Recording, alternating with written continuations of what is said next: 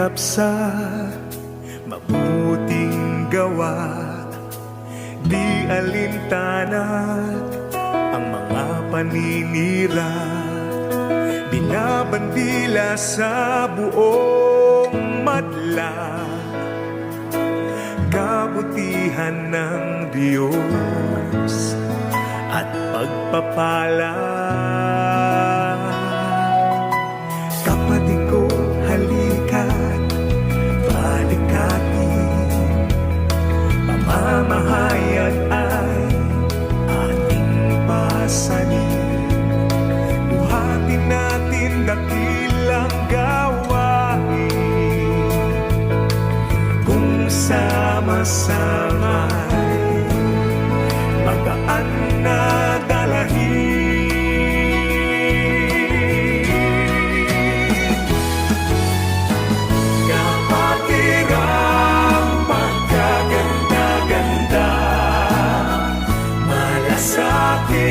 Ay walang kapara, kahit kamay na magkakasama, tulong-tulong sa pasaning dala.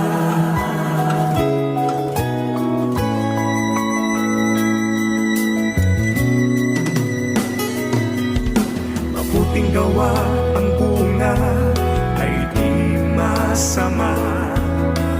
Iglesia ng Diyos ang nagbabalita sa pagtulong sa mga kapwa.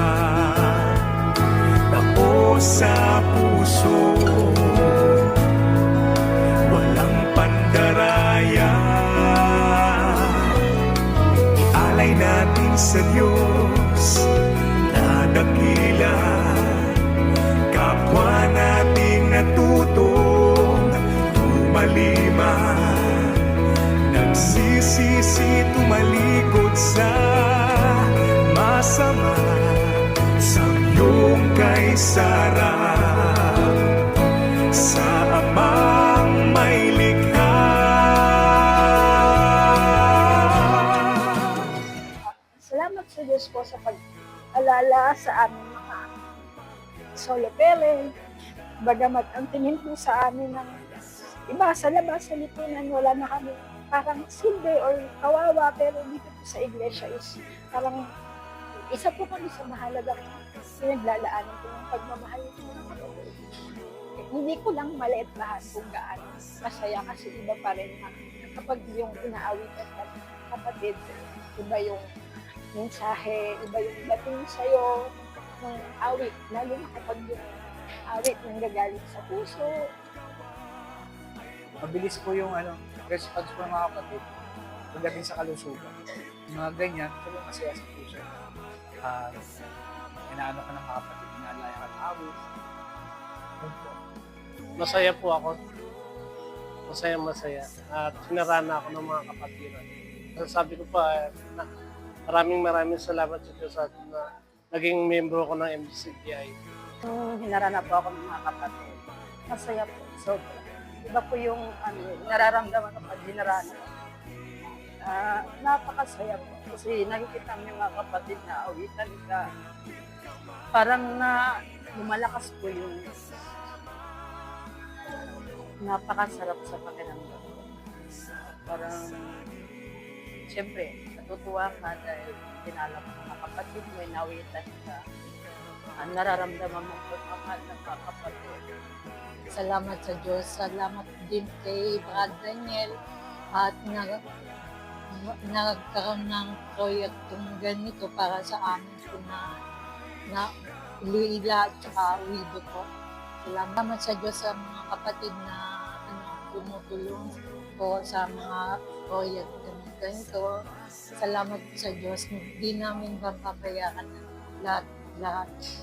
Sa gagawantin lang po ng Panginoon lahat ng nakapaloob sa ating lahat. Muna ito ay para sa inyo, para kayo po ay higit na mapaglingkuran, para po higit na maalaman ang inyong mga kalagayan, kung paano po kayo higit naman na magtutulungan. Bahagi ito ng ating pananampalataya na sinasabi ng apostol na si Pablo doon sa 5:13 ng Galacia na sa pamamagitan ng pag-ibig tayo ay maglingkuran. Bahagi ito ng ating paglilingkuran at pagdadalahan ng pasanin ng isa't isa. Sabi nga sa 6:2 ng Galacia, sa ganito ay ating matutupad ang kautusan ng ating Panginoong Hesukristo kung tayo ay magtutulong-tulong sa pagdadala ng pasanin ng isa't isa. Ang araw po na ito ay iniaalay natin una sa karangalan ng Panginoon at para sa paglilingkod sa ating mga kapatid na mga widows, widowers at single parents. Samahan nawa kayo ng Panginoon, mga kapatid, sa kabuuan ng ating pagkakatipo na ito. Kay saya na magkakasama